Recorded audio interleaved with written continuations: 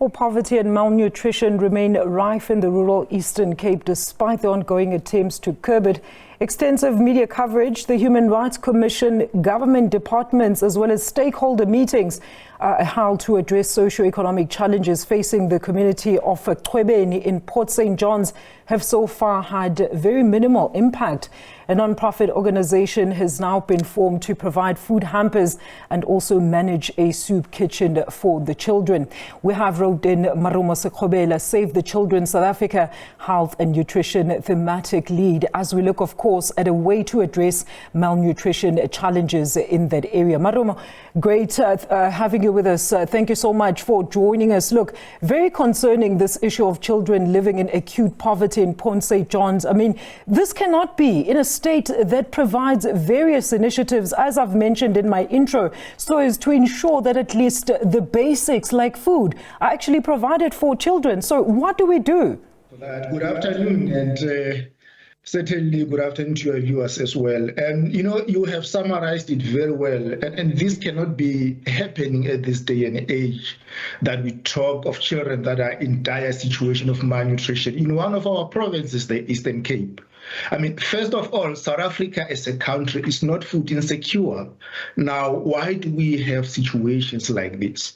I think the rights of children continue to be trampled upon, and it's about time that all of us as role players, we come on board and make sure that children access their rights, particularly access to healthcare, access to food, and access to shelter. Very interesting indeed, Marumo, because, I mean, let's talk about the direct impact or a result of this impoverishment of these young children. I mean, they can end up not growing normally physically, but let's also look at what more can be done in order to deal effectively with this matter. Are you, as Save the Children South Africa, currently involved in any projects at all that seek to address child poverty?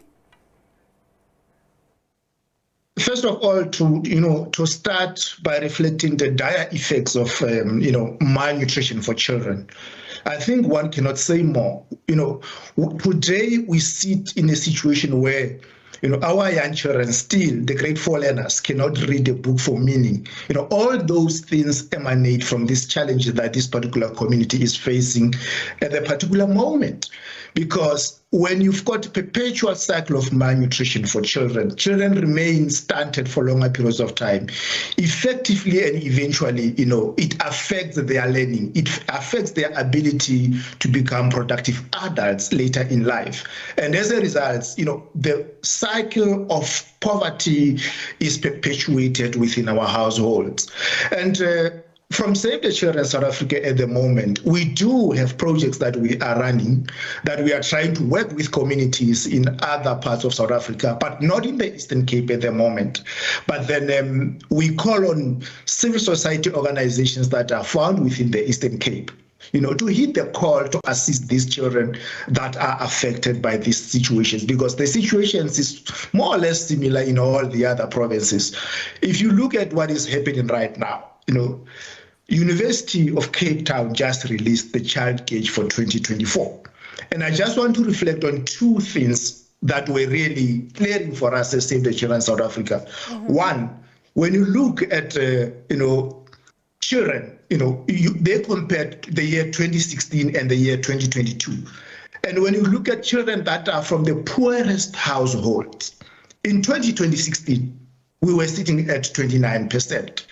Now, unfortunately, in 2024, the situation has gotten worse. We are sitting at 32%. And the other thing, when you look at children that are living in poverty, in 2016, we were at 10.1%. Right now, we are at 11.6%. This shows us as a nation that the situation is getting worse and worse every day, despite the fact that I'm saying South Africa as a country is not food insecure. We've got food enough to feed everybody, but what is happening to our children in the Eastern Cape? Very concerning indeed, Marumo. Now, child-headed households are also a reality in the country, and it's so sad to say, but those children who lose their parents or guardians are often forgotten by society and communities themselves. So how do we then, as the public, assist and not just leave these kids in pain and suffering? Indeed, it is about time that as communities we come together, join hands, and assist these children, because we know we have them. For the longest period of time, we have them is a reality in South Africa.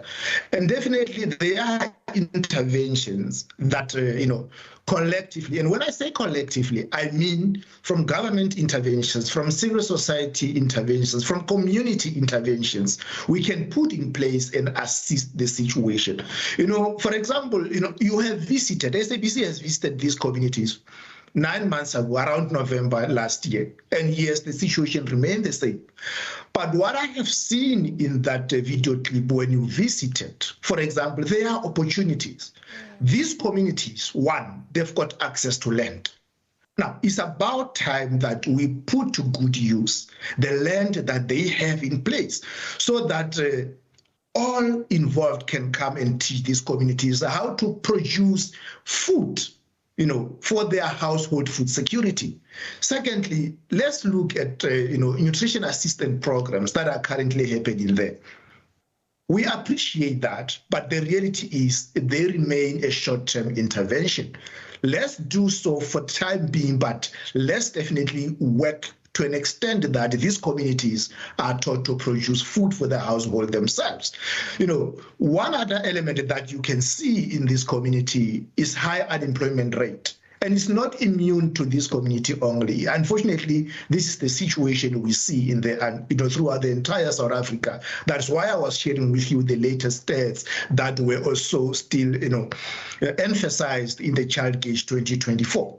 So the child support grant also, much as we acknowledge the extent in which it goes to assist this kind of household, because you would also acknowledge they rely entirely on the child support grant. Let us assist it with other means so that at the end of the day, these communities become food secure. And I'm afraid it's not only going to be in the Eastern Cape. During the week, we have learned that there are some regions within KwaZulu-Natal that are also food insecure. So this problem is going to escalate and eventually affect children throughout the entire South Africa. Marumo, a very quick one before we wrap the interview. I mean, there's been a lot of question pertaining to especially the effectiveness of our social services, particularly when it comes to children. I mean, let's talk about that. Look, social services for children are effective to a greater extent. That would be Save the Children's, standing point, because we have seen those interventions, how far they go. But they need to be assisted, because children cannot only live with social assistance from government alone. The reality is our households, our communities, our people are living in dire poverty. It's about time that we turn the situation around in South Africa. And we hope for this current administration of government, this situation could really receive the attention that it deserves, so that we begin to see, some inroads in terms of creating employment for our people that also live in rural communities, so that they can be able to fend for themselves and put food on the table. We cannot, continue to live on, handouts alone. It's about time that each and every family member is able to put something on the table. And in that way, we will eventually win this battle of malnutrition that we see cropping in different pockets within South Africa.